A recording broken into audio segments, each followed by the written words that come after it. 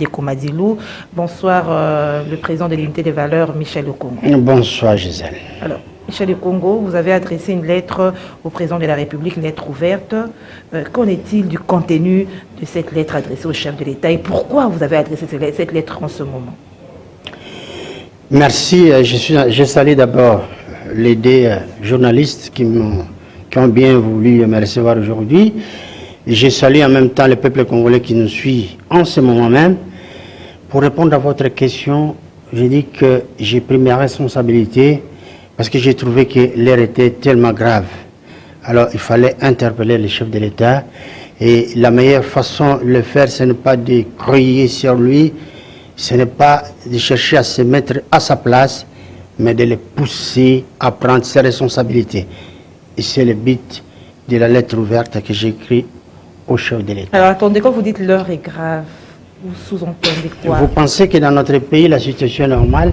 Lorsque vous avez 41 de nos soldats qui venaient d'être massacrés par les M23 venant du Rwanda, et avec tout ce qui se passe, vous pensez que notre pays va bien sur le plan social, ce qui se passe aujourd'hui? Est-ce que vous pensez que tout va bien?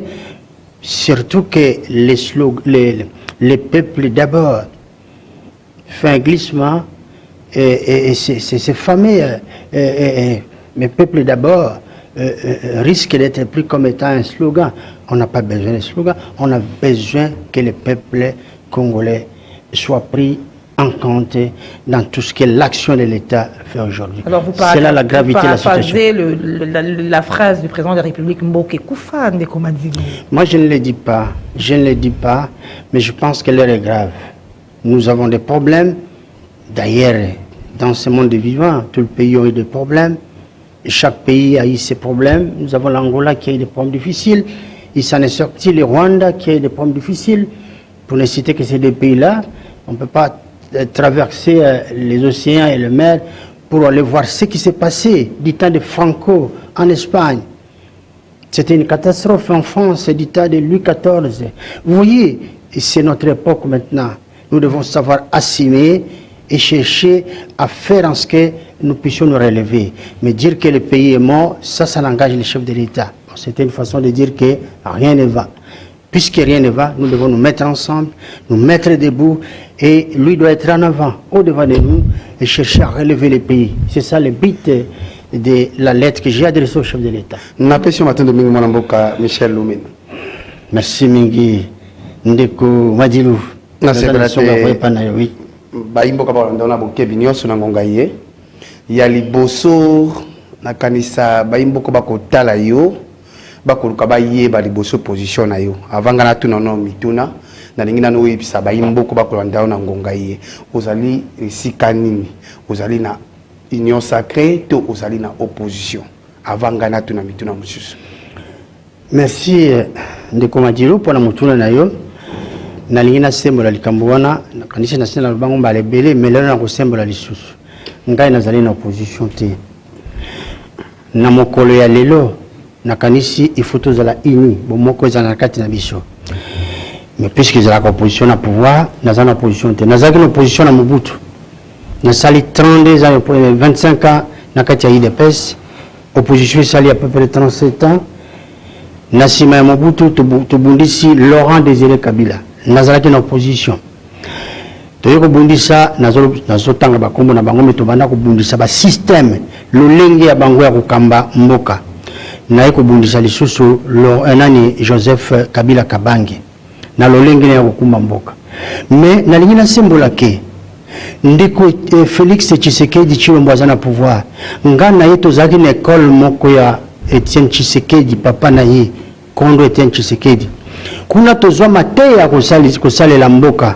ayebi mateya biso tozwa kinango donc lelo soko ya komi na pouvoir surtout que na ba élection de 2018 soko botali malamu baoyo bazalaki misato balekaki baninga nyonso na bapoint belé ezalaki ndeko Fayulu ndeko Ramazani na ndeko Shadari nani Fayulu Shadari na ndeko Tshisekedi mibale bazalaki opposition ya kala moko azalaki ya pouvoir mais so osangisi tango basalaki ba publication so sangisi ba voix to ba pourcentage ya bao balekaki ezalaki ya ba o ya opposition donc ezali victoire ya opposition ya kala je n'ai aucune raison que ma position mais na lobi boy union sacrée ezali ndongolo moko boye basali yango mais batini bien qu'on a quantité logiquement je dis logiquement par principe nazana katia union sacrée de la nation mais nakoki kokota nzoto na mutu na ngai te tant que batie mibeko na yango donc nazelaka batia ba structure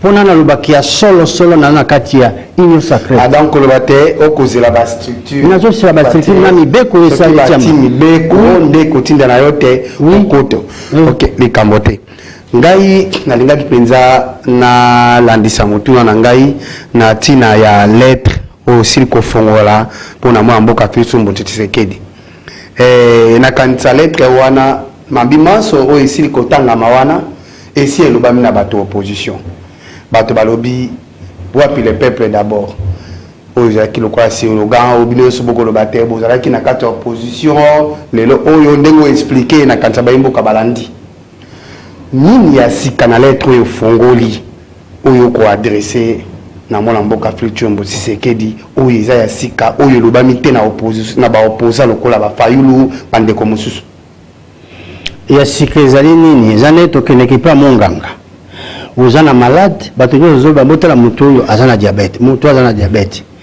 mais soki boke pas malade et pas monganga asali examen monganga apesaka kisi baninga ebele bazalaka so problème ezali par rapport ya makambo tozana yango surtout crise sociale na crise sécuritaire oyo eboti makambo ebele baninga bapesaka jamais ba proposition que na kisi boy na malade boy bokono boy topesa kisi boy oyo mosusu boy topesa boy nga soko botangi lettre wana partir ya lelo nalobaki na chef de l'état nga nalobi cabinet na yo ba collaborateur na yo bazali mabe bazobombela makambo ebele biso tozali banda musana biso kopesa ba idée parce que gouvernement na yo sala parce que ezali gouvernement ya république ezali pona bato nyonso to babombaka oyo nyonso pesaka yango na yebisaki nga biso ko mikolo sambo eleki bosaleli ngai accusé de réception te oyo ezolakisa ke mokonzi azwi donc accusé de réception administratif alors nakotindela yo na réseaux sociaux parce que na yebike ye au moins atalaka réseaux sociaux na sima réseaux sociaux ba congolais pe bakotala yango yango nazosenga na ba congolais basala makasi batanga lettre wana bakokuta biyano na mituna nyonso tozango na Congo na lobi likambo ya nzala nous ne pouvons pas aller toke ne kosomba mbisi na Afrique australe alors que mboka Congo mboka Nkita tozana fleuve na biso ya molayi to bengi fleuve Congo ezali na 4700 km ya bolayi mbisi etondi na kati tozali na 126 cours d'eau bamayi ebele tozali nango 126 cours d'eau bambisi etondi na kati tozali na 34 lacs bambisi etondi na kati boke koluka mbisi na Afrique du Sud mais bopesi mosala na Afrique ya ngele dans l'ensemble Afrique australe bopesi mosala na bato wana mbisi yango pe koti potopoto pe koma mais oyo ba conseil bazo sala na bashisha ekoi nango na oui yango nazolo banga lobi to pesi biyano na situation moko oyo basoda soko pesa ngai ngonga oyo basoda na biso lelo to bengi Uganda komi ko bundela biso to bundela République sud-africaine to bundela ba Angolais to bundela ba Tchadien to bundela ba mboka ebele na Afrique lelo Angola nani Uganda akomi ko ya kubundisa biso tobosa na teke nani Uganda zalaka munguna na biso Uganda bomo bato na Kisangani nani tosisi makambo yango te soko aye pona bundisa ba balobi te ezali stratégie ezali lolenge oyo okoyeba ennemi na yo ndenge ni okobundisa ye ndenge bandeko mosusu balobi na woneza stratégie asika na mboka Félix Tshisekedi yako mema oui na kokota na détail wana makasi te parce que biso tozana bilombe na mboka oyo na kati FARDC bilombe bazali mais bilombe wana basangani na banguna tango boyoki chef de l'état alobi nakati armée na biso mafia ekoti. Boyoki ndeko Mbosso na parlement na assemblée nationale alobi ayo banguna o bazo bulisa biso à partir à est baza na kati siko. Nalakisi ce qu'il faut faire. Il faut totonga armée mususu ya sika. Commandement za la se moko. Nakati wana si le plan social, si le plan y a organisation, nous fait que des malamu. Naza na pesi biyano na mituna au peuple congolais, azako mituna pe na oye sengeli pour la République. Tolobi yango na chef de l'État pour na kamata ba responsabilité na ye. Tala bopesinga yi occasion na ye bisaeke abangelo ko moko te parce que pouvoir oyo ya zwa ngona mandoki te. Moto ya zwa pouvoir na mandoki nda banga la mandoki soka tali simalbi bago ko betanga nga na betaki mosusu.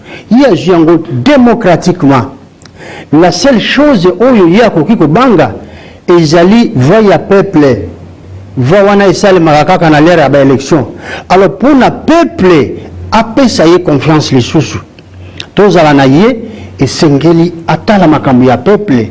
Il y a une solution et belé dans la lettre ouverte. Alors, Maître Michel Okongo, vous voulez dire quoi à travers cette lettre ouverte adressée au chef de l'État? C'est-à-dire que tout ce que vous avez énuméré, la question de la pêche, hein, la question de la gratuité de l'enseignement, la question de la sécurité, oui. Ce que nous entendons tous les jours à travers les médias avec d'autres opposants, parce que vous n'êtes pas, vous êtes dans l'union sacrée, vous l'avez dit tantôt.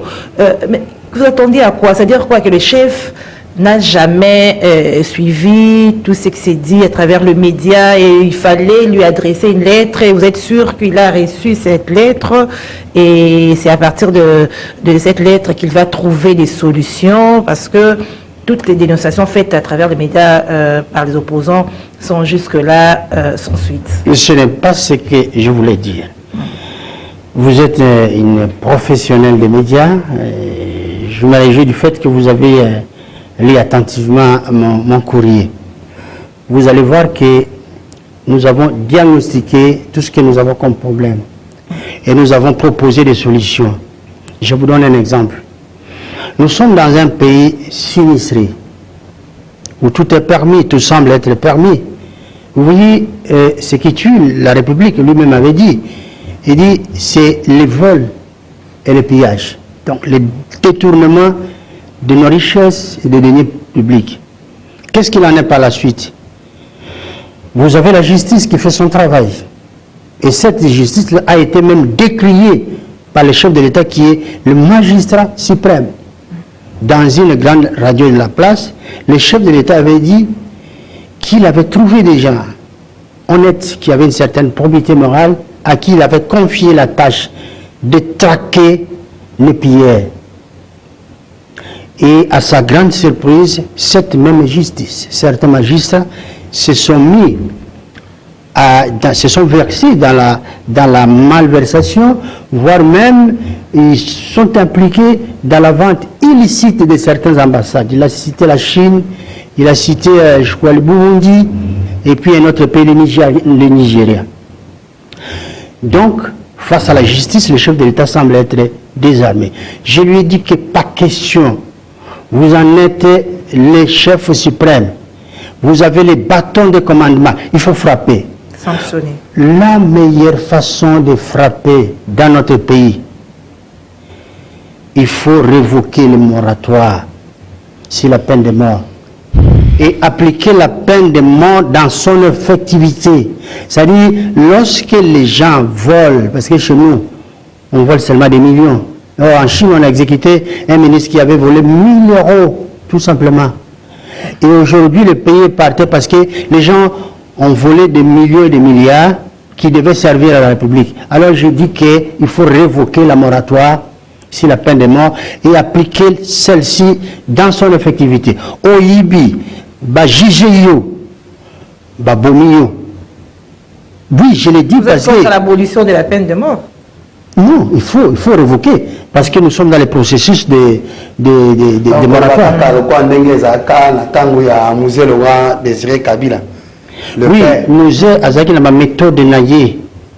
Non, parce que le chef de l'État mokonzi ya mboka alobaki yango abi moyibi oyo ezosalema na kati ya mboka na biso eleki meme koboma ozomona etala Willy Bakonga ayibi toyoki ke na nsima mikolo basaleli passeport babimisi ye donc akomi un personnage VIP azongi na mboka na ye soko na Canada pe azali bazali ebele baza koyiba même chef de l'état na interview na ye ayebi yango na kotanga média wana te aza komituna bi ndenge nini babongo mpe tozomona te. Mais le chef de l'État, il est le chef de l'État, le commandant suprême, le magistrat suprême. Et ça l'armée, et ça la justice. Bato bazako bomamboka ndenge alobimboka kufi. Mais qu'est-ce qu'on fait? On les garde, on continue ko bomamboka. C'est pourquoi je lui dis azana manette. Na balwa na biso peine de mort est autorisée. Ti lelo nazali boyebi yango nazali professionnel ya droit. Peine de mort est alaka. Mais ils ont combien une prison à perpétuité parce que tous on a quatre moratoire ils ont besoin que ça l'examen nango soit que bolongola bokolongola ngoto bokolongola te mais na oyo salami na mboka oyo ba obaza ko bomma na cité bato bazo zanga biloko kolia parce que bango bakamati mbongo nyonso tu moto azokufa parce que azangi aspirine ndeko yebi ke soko température en zoto na maté comme la 40 et plus aux aspirine ko kitizate e ko bomma yo mboka Michel Openge Michel Lomena au Congo Lomena limbisi lelo na kanisa tango ko manyola penza baimboka bisika bakotala yo na bokebi bakomona solo te okolongola eloko lioko te na miambi maso ba opposa balobaka po oyo koloba ekotalisa solo te topesa ba opposa raison te makambo maso basilaka koloba po yo lobi oboyi union sacrée mais osengeli avant ukota il faut nano basila kotia mibeko donc ozali na union sacrée motemi na porte ce ka bati mibeko be wana ukoti mais ba opposant ata bati mibeko bakota te mais sikawa ndenge oza na porte makambo maso komanyola ekokesana te na bayi ya opposition omoni te ke topesa bango lelo raison ndeko Madilo toyokani te na esika moko natikale koloba te ke naza na porte nalobi naza na kati ya union sacrée mais mpona navanda na besoin ya mibeko te nayebi te likambo ya porte na bato bakolandanga bakocomprendre porte ntango nakoloba wa mwana mboka ate olobaki yango te mais ntango nalobi porte ezali clair ezali polele elakisi ke oza na kati ya union sacrée mais ozali mpenza na kati te mpo mibeko nanu esili kotiama te oyebi ozosola na moto babengi un homme d'état soko mokonzi azalaka mpenza alinga kovandisa union sacrée ange avandisa yango atie mibeko ke soko moto aye akosigne papier d'adhésion akosala boye mais eloko wana ezali te mais ngai nazali juriste nazali mpe mokambi ya tobenga balider de masse il faut tosalaka makambo na bosembo peut-être nayobi ya kotia yango soko atia yango nakoyebisa yo ke nazali membre effectif ya union sacrée kozongisa ngai mpe balamer mende déjà si baye namoni bato tu wana kotangaka bakombo ya bato te ya bato batonda bwani défendre mboka ndenge mende azali moto ya mayele akoki koservir république autrement mais tobosana te ke système politique nde ebebisi bato mais so tolongoli système politique wana toza na bato ya mayele otangi mende aza moto ya mayele mais baza ebele bazongi wana ngai nabengaka bango bacorbia.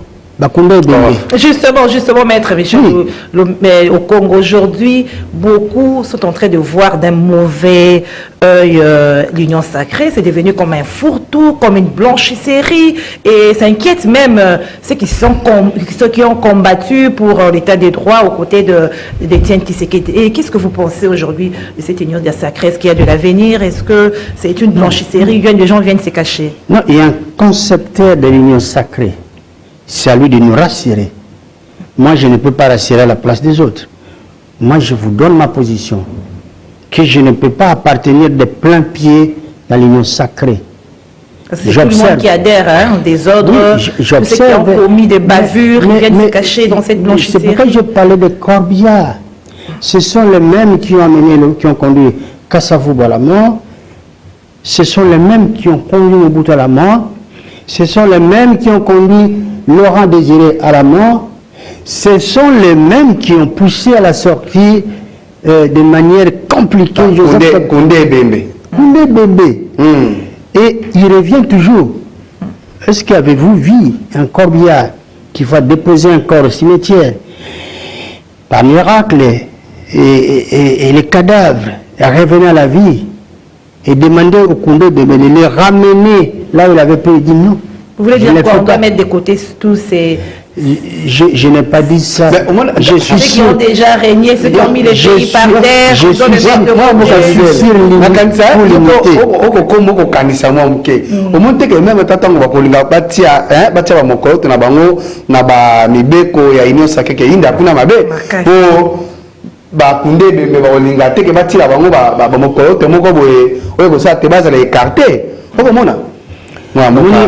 qui me sanga musika na ba question na bino botika nga na répondre. OK. Nazali opposante. Mais nazali koyebisa mokonzi ya mboka azali tata ekolo tata biso nyonso to. Babenga kai le père de la nation. Tout là qui sait parce que ça la rai mon côté parce que na lobaka ngo Congo eza ya yete. Aza congolais lokola ba congolais nyonso.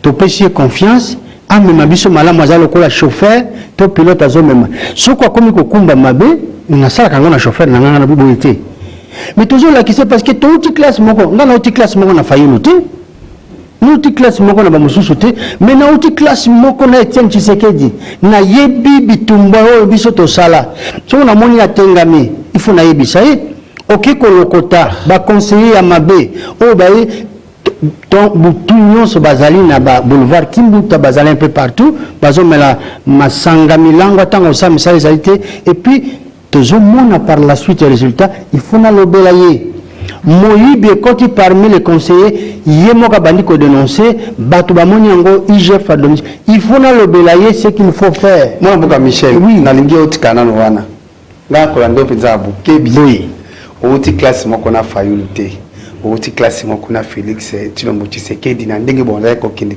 tandis que toyebi ke ba fayulu baza ba vrai combattant oyo lelo baloba te baza pita ba esprit ya incarnation ya plus ya Etienne Tshisekedi mais si ko tango yo lobite bo oti classe moko na bango to talisi classe yo oti bon classe ya yo na ya Tshilombo eza ndenge ni te zela na pese exemple madame nazaki au cadre IDPS j'ai fait 25 ans Nazalaki représentant, donc ambassadeur de l'IDPS en Suisse, représentant intérimaire de l'IDPS en Italie. Ngai mutuna créé l'IDPS, na qui implanté l'IDPS en Soudan. Ah bon? Nasali makambo minene. Les vétérans. Na kei na Sun City, na titre, na mandat ya l'IDPS. Moni école nasali. Tandis que Fayou les autres tanganga comme parce que nous on tanga combien Fayou c'est un ami. Tous on a ba valeur to partage kango na ye mais na sali na école mon côté moi j'étais dans l'IDPS alors qui peut-être na vision ya IDPS mais ngai na sali kelasi wana donc Fayou c'est un collègue politique azako défendre na ndenge na ba valeur on ngapena azako défendre moi je suis courageux parce que nazolo ba na moninga ya bitumba o tozali kobuna na ye oyo akomi tata mokonzi ba mususu bazo sekaye ba mususu bazo finga moi je le fais pas parce que je sais que république ezali ya biso alors vous avez un parcours pardon maman juste peuple azokufa nzala or que ye azali mokonzi ya peuple wana et vous pensez que na kota na betele maboko même si on peut s'en millions, malgré que ça a infanté, Nali Ambongo ya Laurent Désiré Kabila te ya Mobutu te, ya Kabila te, Nali Ambongo ya Mobutu te, na saka na Mbongo ya ngai moko na peuple na. Quand même atata ngora ko kende wana, bachako zaki au cadre ya IDPS bon voyage wana quand même zaki financer na mboka. Pour le but de ya Mbongo. Non, na absolue vérité. IDPS a une réalité, on se prenait en charge. Et on prenait en charge. Il fallait apporter quelque chose. Bah, yebi, rapport. Nous allons parmi donateurs à mon IDPS, bah yebi. Oh, non, Vous êtes négligé aujourd'hui, hein? Non, non, parce que beaucoup de vétérans, ils disent que le fils ne les considère pas. Mon temps n'est pas encore arrivé. Okay. Chaque chose se fait au temps marqué. Mon temps arrivera. Alors, face à votre parcours au sein de l'UDPS, aujourd'hui, à voir comment le parti est en train est au bord de l'éclatement, il faut le dire. Parce qu'aujourd'hui, un parti au pouvoir dans la rue, à travers les marches, c'est vraiment inconcevable, si on peut dire ça. Oui. Quel est votre regard par rapport à ce qui se passe dans ce parti où vous avez un parcours élogieux? Moi, j'ai un pincement au cœur, mais à vrai dire, c'est une cuisine interne. Je suis le président national de l'unité des valeurs. Ce n'est plus interne, hein? Parce que quand c'est dans la rue, c'est tout le monde qui je vous dis, un point de vue, une lecture. Ce qui se passe là-bas, c'est une cuisine interne. Mais ce que moi je recommande tout simplement, c'est qu'il y ait l'unité. Vous voyez, il ne doit pas s'entre-déchirer au risque d'affaiblir le chef de l'État. C'est ce que moi j'ai dit. Mais quant au reste, je n'ai pas de conseils, je n'ai pas un avis à émettre là-dessus parce que j'ai un parti à diriger. Et c'est un parti fort aujourd'hui et je veux qu'il le devienne davantage. Mais tout ce que je peux demander, je le répète, c'est qu'il y ait l'unité au sein de l'UDPS et au sein de la nation congolaise. Nous en avons besoin. Moi, je suis Michel. D'accord. Je suis témoin de Baimboka Bakwanda Bisu. Je suis très attentivement. Lettre ouverte au fond de l'Imboka plus de Tshisekedi. Et ça dit parce que Mboka qui n'est mal à monter. Tu éviter parti politique et à la capona et conquérir le pouvoir. Lelo, il y a un IDPS et ça a beaucoup. Mais si kaka yomoko oko tinda lettre na président de la République na otai seke mboka ya mala monter.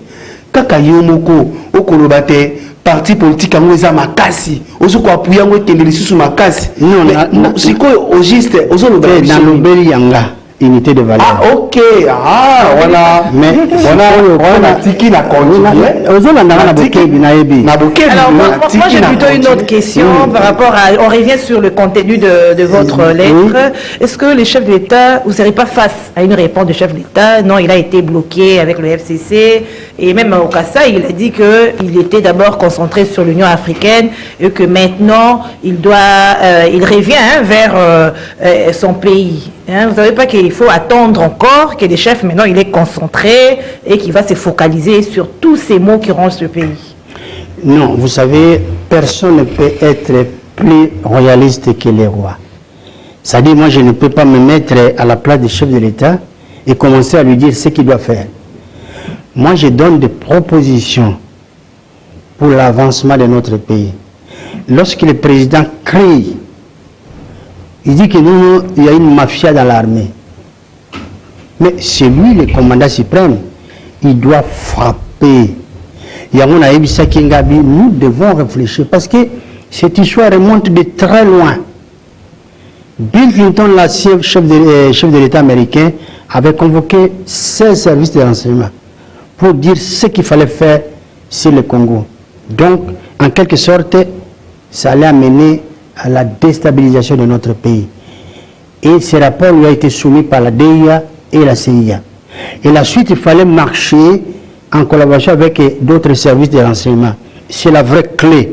Ça ne sert à rien de crier, mais il faut remonter la filière et voir comment désactiver ce que nous sommes en train de vivre.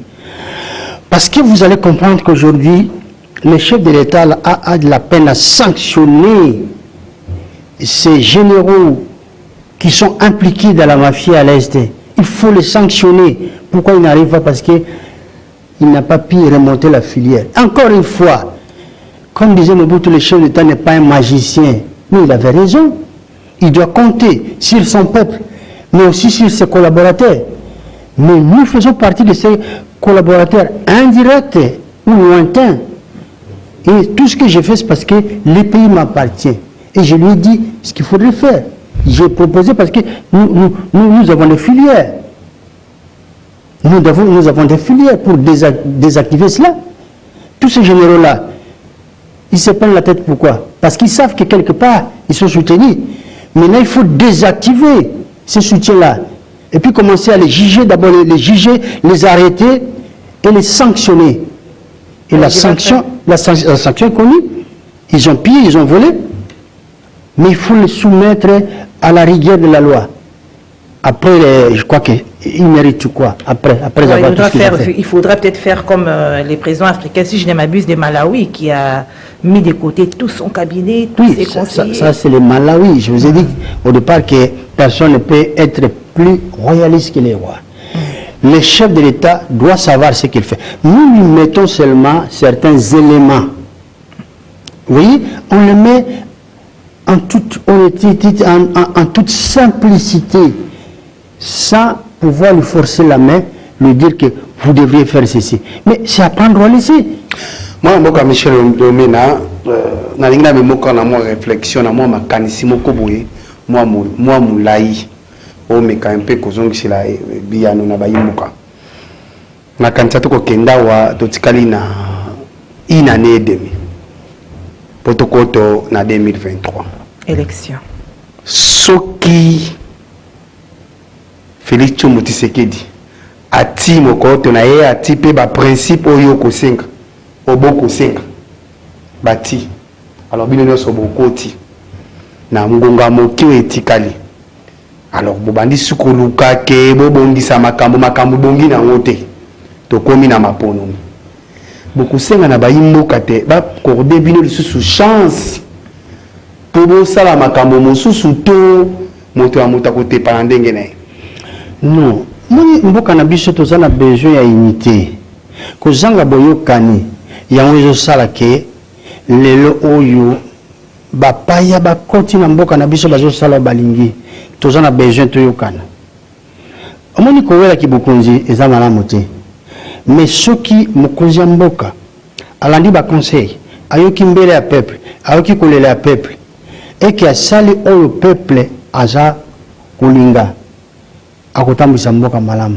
Mais soki alingi atambisa mboka na ba conseiller na ye oyo bayebisi ke 11 milliards oyo ya budget salami et babimisa à peu près 40% ya mbongo wana ezala ya bango, un peu plus à 40%, ezala frais à fonctionnement. Frais à fonctionnement, ça veut dire que batondisa ba poche na bango et puis le reste wana ba pesi muke alors que nous sommes en guerre, il faut qu'on pèse en armée ba FRDC binkambe ya biso ba pesa bango bisaleli ba pesa bango ba moyens sociaux ba pesa bango ba caserne na kitoko ba vanda service ya renseignement au sala kabutu moi ba pesa bango makoki sur le plan social ba pesa bango singeli police na biso comment ko beta massage n'importe comment ba zonga na formation ba na recyclage ba sato ba sala police ya malamu na kanisi mboko kende liboso yango ne tozoloba. Mais au-delà de tout cela, peuple falia, peuple congolais falia. Tala bato bakomo d'abord nazo ya na conseiller na ngana balabala ngabi me muke tondi bondenge nini kaka boyi bato na balabala abi président bato mususu babimaka ka ko luka. Donc ni ça les athées mais bato mususu bato na balabala mais mboka nini ezalaka boyi. C'est ce qui lui a fait dire, c'est ce qui a fait dire au chef de l'État que mboka ekufi. Mais biso to lingi Congo ekufate, Congo ekufate. Et surtout, tozongela nzambe na bosolo. Ba Congolais ba kokimela na ba église ba kokuta Satan a commis na chair. Ba pasteur nyonso ba commis na la majorité ba commis au occultisme. Et l'État zo sala loko mokote. Non. Tolobi Congo kokufate, to bundele yango bambula na bambula to sala ba sacrifice jeunesse na ngana bitumba. Bana nanga ba ibinga malamu te. Natiki bango na poto na lobe na zongi kubunda. Vous voyez? Donc, sacrifice notre salaire. Oui, mais on dit que le temps d'après ça Moussala. On dit malamu. Très bien déco. Mais on a pouvoir, mais on a Moussala. On dit kitoko ministre d'État. Moussala d'abord. Des jeunes entreprises. Parce que bandeko mingi. Après, comme quoi misolo, comme kotinda la bano bazakuna. Awa ezo mwana lisute ozamo panzi sango ya diaspora ba ko saba ko lila yango na pe mo panzi ya sango ya lokumu. Je crois que vous avez information sur na tout mais ngana lobi to sukisa na makambo wana pour te musala nozo salope izwa valeur ndenge moko pesi yango to ende ko misala ya solo misala wana exactement comme ta pouvoir ambition l'exaliboso osamos biso za sali ya peuple. Ouais, tout ça a besoin de ça, tout ça la peuple et non pas tout le pouvoir pour combattre la peuple il croit mutu ko somba ba parcelle yo lingi au sombi au vendre le cola no régner le cola roi non ça non yango na lobby mokananga na salaki eloko liboso ya yambo social parce que attend punda oyo ya mema kamuntu azo mema yo beti nzete kima accompagne ke ifuna kima patron bina kima punda wana et ça, à un moment il faut on les aille, on peut se mailler. Alors, au regard de votre lettre ouverte adressée au chef de l'État, Maître Michel Okongo, on peut dire que vous avez dressé un bilan négatif de la gouvernance du chef d'État, surtout qu'il venait de totaliser ces 3 années à la tête de la République démocratique du Congo. Oui, je ne souhaite pas que le chef de l'État puisse ouvrir d'autres fonds, à part des fonds qui sont ouverts aujourd'hui. Vous voyez? Chaque départ de un de l'air, chaque situation complexe constitue un fonds ouvert. Et je ne souhaite pas que les chefs d'État puissent continuer davantage à ouvrir d'autres fonds. Le Congo n'en a pas besoin. Nous avons besoin de l'unité. Et quand j'ai vu la sommation de tout ce qui se passe dans notre pays, c'est ce qui m'a poussé à lui adresser une lettre ouverte. Le bilan est négatif. Non, je n'ai pas dit ça. Je n'ai pas dit ça parce que s'il faut parler de la négativité du bilan de la RDC, il faut remonter à 1960 parce qu'au lendemain... Le bilan de la gouvernance du chef de l'État actuel, Félix-Antoine Tshisekedi. Non, c'est comme dans... 3 ans après. Non, c'est comme dans une course à relais. Vous avez 4-5 coureurs, chacun est sur une piste, vous avez 400 mètres plats, et le premier qui doit céder à l'autre... les bâtons, donc les témoins, il doit faire le maximum. Et s'il a fait le maximum, le deuxième en fera autant jusqu'au dernier. Le flambeau qui a été passé depuis 1960, les Belges ont mal placé, passé les flambeaux, Kassavou et Lumumba l'ont pris, quelques 4 jours ça a commencé, et puis 1965, Mobutu a mal pris les relais, ainsi de suite. Donc, Tshisekedi, à son tour aussi, n'a pas échappé à ces drames. Donc, vous n'allez pas lui demander en un seul jour de tout remonter. Mais ce qu'on lui demande, c'est de servir d'un exemple. Il doit servir d'exemple, châtier les mauvais, prendre les bons, travailler avec eux et commencer à transformer le Congo. Oui, il y a beaucoup de choses à dire. Quelqu'un comme Kagame, il n'est pas notre ami, il n'est pas ami des Congolais. C'est un boulot de notre peuple. On ne doit pas l'approcher. Quelles que soient les conditions. Mais c'est qu'on y a sur la... Il y a le pan, on a eu au foot, Lucifer, Satan, le binoyaka, n'a pas son comme quoi. Même si on a fait 1 million, vous connaissez la suite. Beaucoup de Canadiens n'a Félix Tshisekedi. Pour y aller, bango, yo, oubite asa Satan. Siko, beaucoup de Canadiens. Non, attends. Nous avons pensé sanga monene, tolobite kaza Satan. Tolobi boye, principe à pouvoir so komina na kibukonzi. Bisonyo so to komina simana yo. O komi tata école. Na lobi kuna te. Oui, nazo adage moko lobi awa lobi on peut si mwanda kisa moko ya Kagame comme Satan. Donc ndenge toko juger ndenge pe juger akaye biso ba yimboka te lokwa mwa munguni amoko boye mais biso soza circuit to monite mona mboka Félix Tshisekedi alobi te ya kokolisa ya diplomatie ayebi ndenge ya kosala makambo ya ye mais sikawa ndenge okotelemela yango mpona yo okotikala kaka na makanisi wana biso nyonso toyaki kokanisa bato mosusu babongoli deja motema yo obongola te nana bongoli motema nana bongoli motema bato Félix Tshisekedi alobi na bango te ayebi ndenge ni diplomatie okozala même loba te na bango rôle na biso eza bongo te parce que nautaki koyebisa bino soki eza bongo te est-ce que bokoyokana koyokana nani na mwana mboka Félix Tshisekedi na sacré non nalobi yango boye babengi yango union sacrée eza désunion sacrée te union sacrée yango nalobaki fo atia mwa mibeko mosusu Yami Balé tozala likambo ya Paul Kagame azali mobomi ye tokoki kolia na ye sani moko ti. Tuna ba Congolais kamata micro na bana kotambola na yango.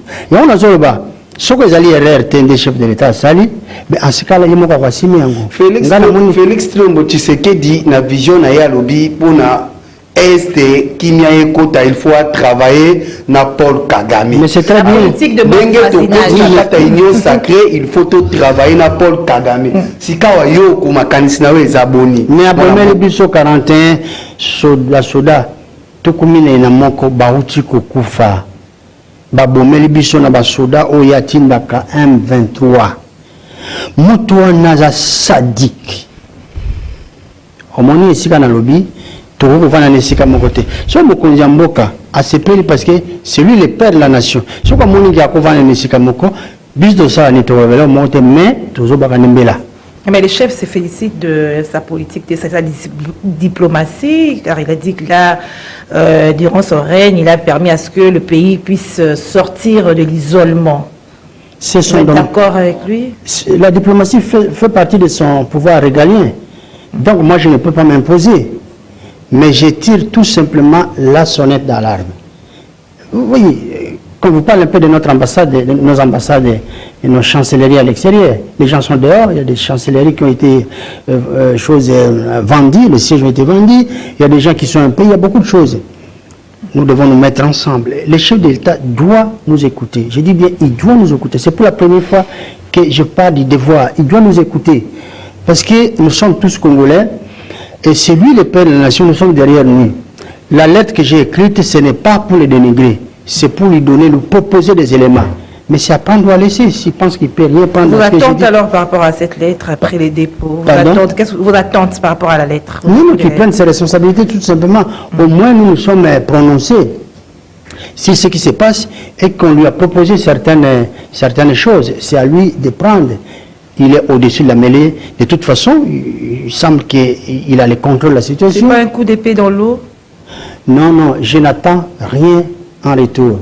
Mais tout simplement, tout ce que je lui demande, c'est d'appliquer ce que lui demande le peuple congolais. Je n'ai pas dit qu'il puisse me donner quoi que ce soit, tout ça. Non, non, c'est pas dans ce sens. Mais qu'il puisse satisfaire le peuple. D'abord, commencer par le peuple qui puisse prendre en charge son pays correctement. Vous voyez, c'est ça le but de la lettre. Du peuple d'abord. Je l'ai fait en tant que Congolais. Voilà, merci. Merci. Ah oui. Merci, Maître Michel Okongo, que je rappelle qu'il est président national du parti politique Unité des Valeurs.